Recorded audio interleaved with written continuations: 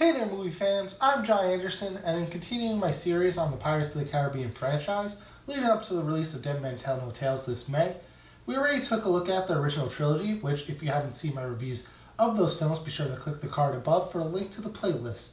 Now with that out of the way, let's look at the fourth film in the Pirates franchise.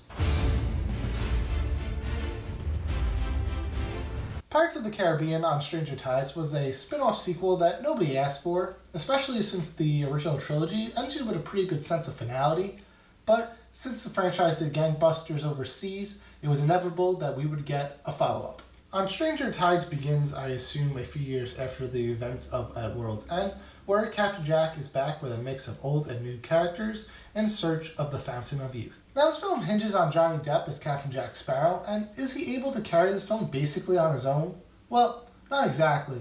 Yes, his quips and general Jack Sparrow-isms still land for the most part, but what really makes his character interesting is that you never know what he's thinking or what he's going to do next. But in this film, he wants to go to the Fountain of Youth, and that's pretty much it, making our main character simply the comedic relief. Is that it? I think so. Geoffrey Rush returns as Barbossa, but not in the way we've come to remember him. Yes, he has a peg leg, which is very piratey, but he is now a London officer and has lost the Black Pearl. Which leads me to one of the biggest missteps of the film. Instead of opening with this epic battle where Barbossa loses his leg and the pearl, we're instead just told about this venture, making Barbossa's motivation very unclear. The only other returning character is Gibbs, played by Kevin McNally, but the rest of the quirky crew that we've come to enjoy over the course of 3 epic films are all presumed dead. And I know we didn't come to a Pirates film to see the guy with the glass eye or the guy with the parrot, but the fact they're missing makes the rest of the supporting cast feel a lot more hollow. Death lies before us as we sail to the Fountain of Youth. Obviously, one of the biggest detractors from myself and other Pirates fans from seeing this film was the exclusion of Orlando Bloom and Keira Knightley as well as Elizabeth.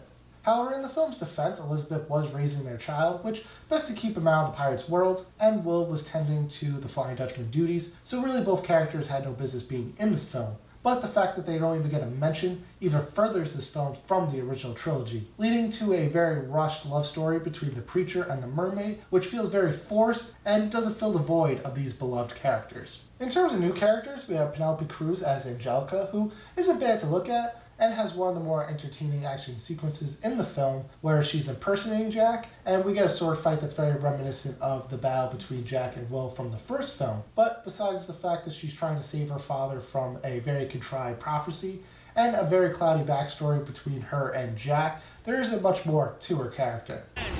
How is it we can never meet without you pointing something at me? Finally, we have Ian McShane as Blackbeard, who is yet another evil pirate with an undead crew that needs Jack to find something that he's looking for.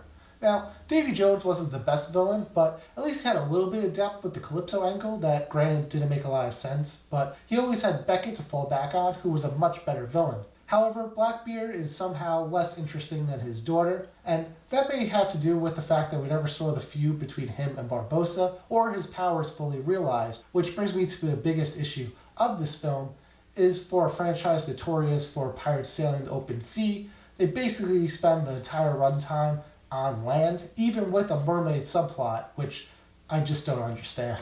In short, this film is fine, a basic tale with no huge glaring issues, but lacks the heart of its predecessors, affecting the pace of the film. And that's why, for me, Pirates of the Caribbean on Stranger Tides is just a good movie. So those are my thoughts on Pirates of the Caribbean on Stranger Tides. Do you agree, disagree? Let me know down in the comments below.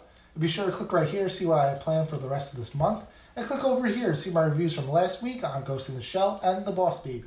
Also be sure to subscribe if you haven't already. Check out my social media links down in the description below. Until next time, don't forget to watch some movies.